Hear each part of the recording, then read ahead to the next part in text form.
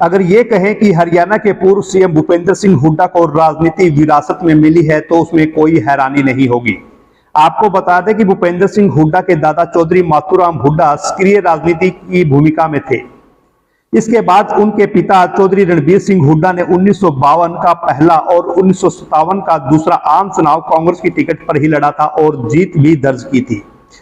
लंबा समय बीत गया, परिवार से लोकसभा का चुनाव नहीं लड़ा। हालांकि राज्य की राजनीति में तो भूपेंद्र सिंह हुड्डा पहले ही सक्रिय हो गए थे। 1991 में लोकसभा चुनाव से पहले देश के तत्कालीन प्रधानमंत्री राजीव गांधी ने भूपेंद्र सिंह हुड्डा को बुलाया और उनके सामने विधानसभा और रोहतक लोकसभा चुनाव लड़ने के प्रस्ताव रखे।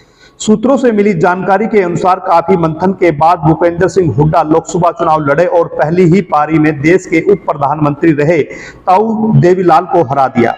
हुड्डा को 2,41,235 वोट मिले, जबकि जनता पार्टी प्रत्याशी ताऊ देवीलाल को 2,10,662 वोट मिले। इस तरह उन्होंने अपने पहले ही लोकसभा चुनाव में 30,573 वोटों के अंतर से जीत दर्ज की। भूपेंद्र सिंह हुड्डा एक भारतीय राजनीतिज्ञ बन चुके हैं, जिन्होंने 2005 से 2014 तक हरियाणा के मुख्यमंत्री के रूप में कार्य किया। यहां उनके राजनीतिक जीवन की एक संक्षिप्त कहानी बताते हैं। भूपेंद्र सिंह हुड्डा का जन्म 15 सितंबर 1947 को हरियाणा के रोहतक में हुआ था। वो एक प्रमुख राजनीतिक परिवार से आते हैं और चौधरी रणबीर सिंह हुड्डा के सुपुत्र हैं, जो एक पूर्व सांसद भी रह चुके हैं। भूपेंद्र हुड्डा ने दिल्ली विश्वविद्यालय से स्नातक की पढ़ाई पूरी की और बाद में उसी विद्यालय से कानून की पढ़ाई की। भूपेंद्र हुड्डा 1975 में भारतीय युवा कांग्रेस के सदस्य के रूप में अपना राजनीतिक जीवन शुरू किया। वो पहली बार 1982 में हरियाणा विधानसभा के लिए चुने गए और राज्य सरकार में मंत्री बने। 1991 में पहली बार लोकसभा से के लिए चुनाव में गए और बाद में हरियाणा प्रदेश कांग्रेस कमेटी के अध्यक्ष बने। उसके बाद उनका राजनीतिक कद बढ़ता गया और वर्ष 2005 में कांग्रेस की लहर चली और 90 विधानसभा सीटों में से कांग्रेस 66 सीट पर जीत दर्ज करके आई। तभी एक तरफ से पूर्व सीएम व कांग्रेस के दिग्गज नेता भजन लाल थे, लेकिन उस समय कांग्रेस की राष्ट्रीय अध्यक्षा सोनिया गांधी थी और मुख्यमंत्री के रूप में भूपेंद्र सिंह हुड्डा के नाम पर मोहर लग गई और हुड्डा 2005 में हरियाणा प्रदेश के मुख्यमंत्री बने।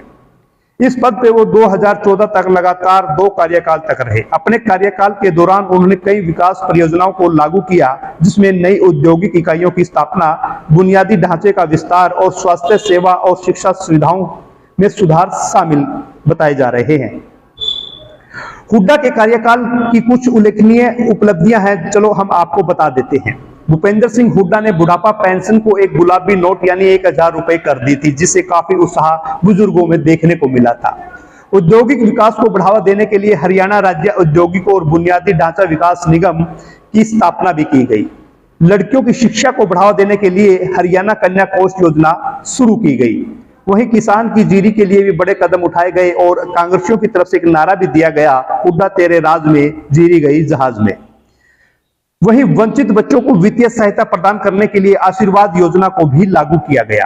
प्रदेश में कई थर्मल पावर प्लांट लगाए गए, जिससे बिजली की किल्लत कुछ कम हुई। कुछ क्षेत्र में राष्ट्रीय प्रौद्योगिकी संस्थान NIT की स्थापना भी भूपेंद्र सिंह हुड्डा के राज में हुई। लेकिन इस बीच हुड्डा का कार्यकाल विवादों से अछूता नहीं रहा। उन पर भ्रष्टाचार, भूमि घोटाले और भाई भतीजावाद के आरोप भी लगे।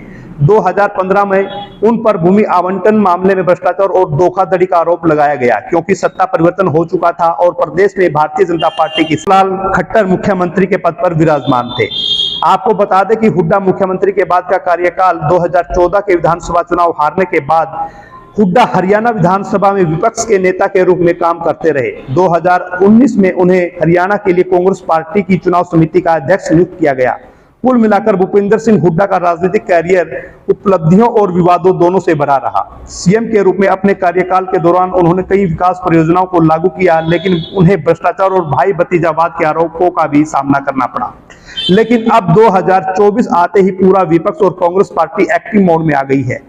हरियाणा प्रदेश में 10 लोकसभा सीटों में से कांग्रेस ने 5 सीटों पर बाजी मार ली, जबकि वोट शेयर में भी कोई ज्यादा फर्क नहीं है। ऐसे में कांग्रेस प्रदेश में सत्ता का सपना संजोने लगी है, हर मुद्दे पर सत्ता पक्ष को घेरने में लगी है। आपको बता दें कि प्रदेश में 3 महीने बाद विधानसभा के चुनाव होने हैं। ऐसे में भूपेंद्र सिंह हुड्डा व कांग्रेस पार्टी की बड़ी रणनीति के साथ बड़ा प्लान तैयार कर लिया है। सत्ता पक्ष की कमियों को भुनाने का प्रयास किया जाएगा। अब देखना होगा कि सत्ता पक्ष बीजेपी हैट्रिक लगाने में कामयाब होगी या फिर भूपेंद्र सिंह हुड्डा इसे रोकने में सफल। ये तो आने वाला समय ही बताएगा। उज्जवल दर्पण के लिए जोगिंदर बीरवाल की रिपोर्ट।